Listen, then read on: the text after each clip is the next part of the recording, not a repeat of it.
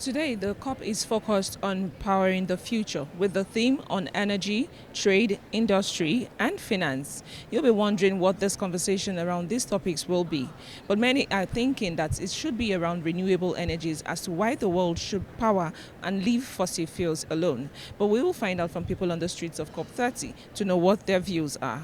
Let's go.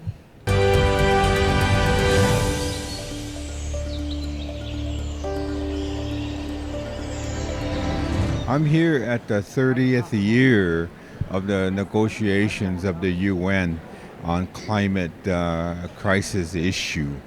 And it's very interesting as I speak right now on the need of urgency to have our friends and our relatives and supporters to demand, number one, is that these fossil fuel lobbyists are taking over these negotiations at this conference of the party number 30.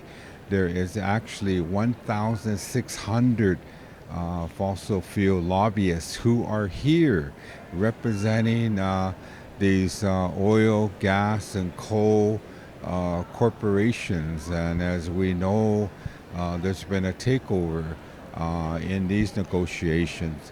And we don't have enough civil society from every region of the world, especially from the continent of Africa.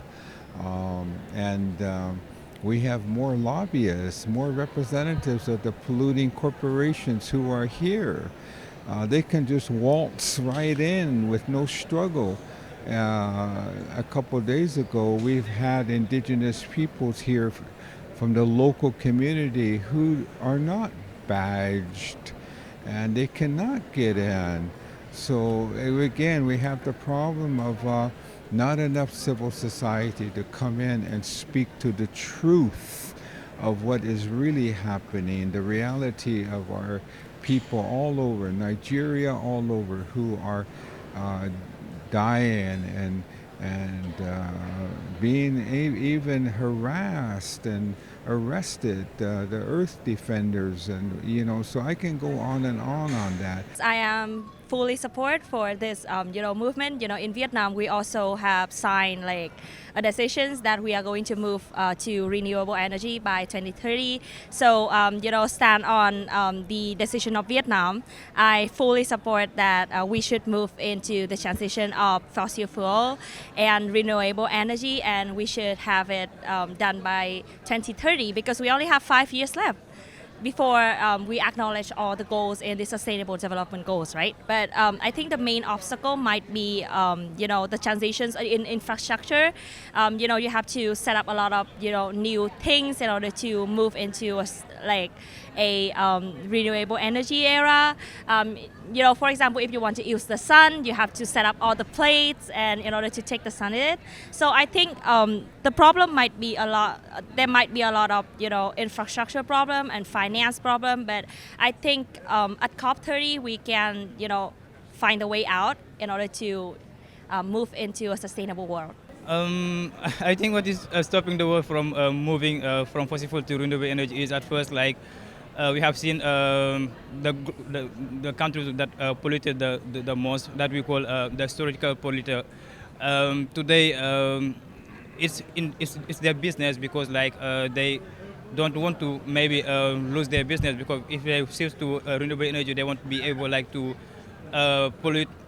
I say pollute more because they were polluting to produce oil and the gas, etc.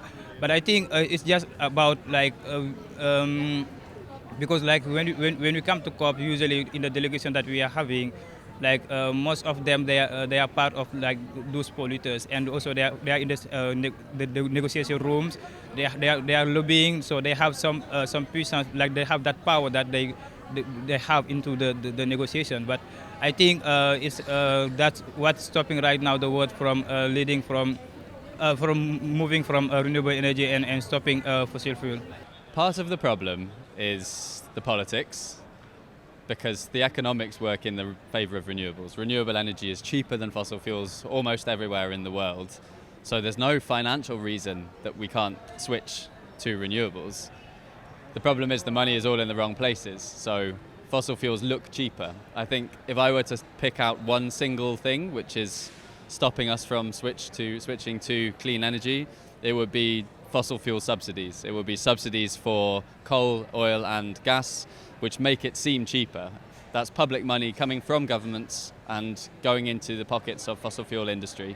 There's no reason that renewable energy can't be constructed anywhere. Supply chains can be everywhere. Fossil fuels are in one place. You have to dig them up where they are.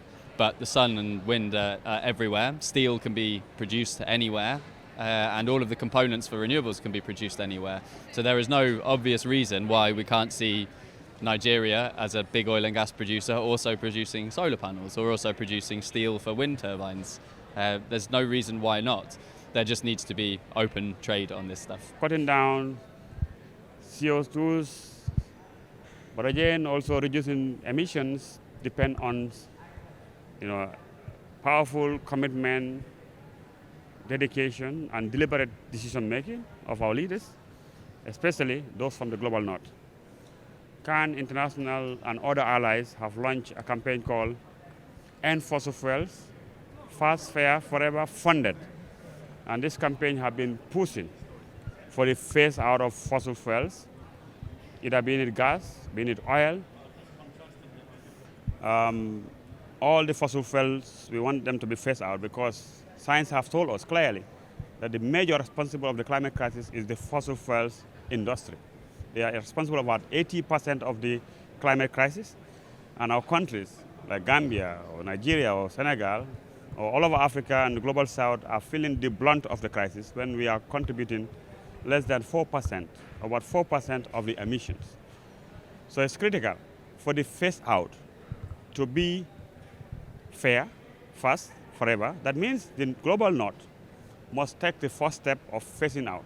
They have been historically responsible, so they must start the phase out first, and they must support the global south with finance to transition. That's why our position, critical position in this space, critical push in this space as an escalation for the year as CAN, we are pushing for a global mechanism on just transitions. That means the world needs to move out of the extractive industry to embrace renewable energy. And that cannot happen without a critical decision by leaders. So we hope leaders will listen, but they have been blabbing around a lot. Action is needed now.